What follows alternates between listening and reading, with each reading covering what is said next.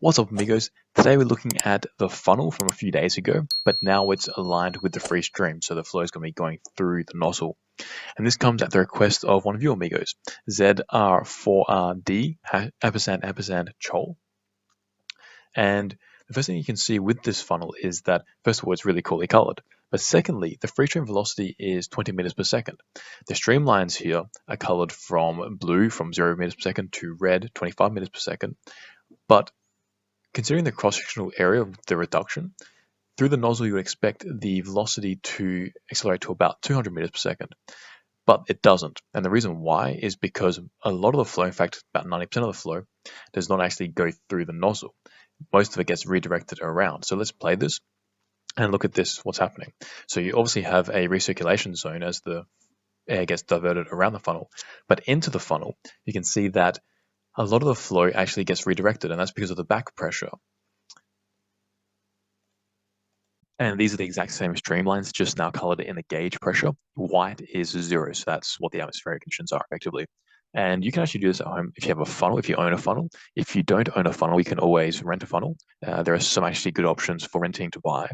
But if you plan on using a funnel quite a lot in the future, I would probably suggest you just buy the funnel because it would work out to be more economical for you. And as we've rotated around, we can see that the gauge pressure drops as you go around the funnel because the flow is accelerating a lot, as we saw. But interestingly, upstream, so as all these streamlines are actually coming from upstream and they're hitting the funnel, they're all dramatically increasing in pressure.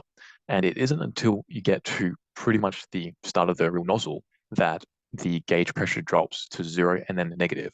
So what that means is all these streamlines upstream, they're actually decelerating.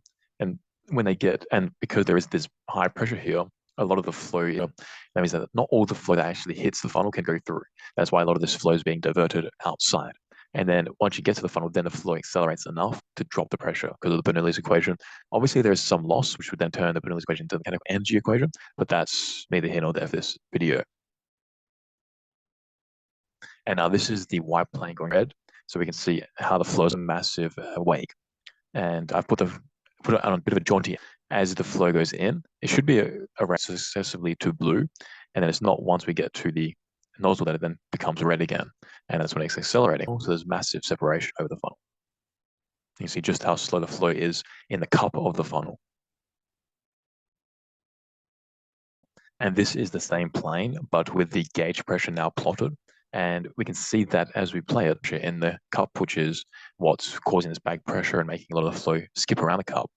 But behind the funnel, there are these two low regions of pressure, and you might all the way around. So you know how we saw those streamlines, how there's this massive region where no streamlines were going, and that was recirculation. That's just this disc that goes around the entire funnel, and now we're just slicing through it.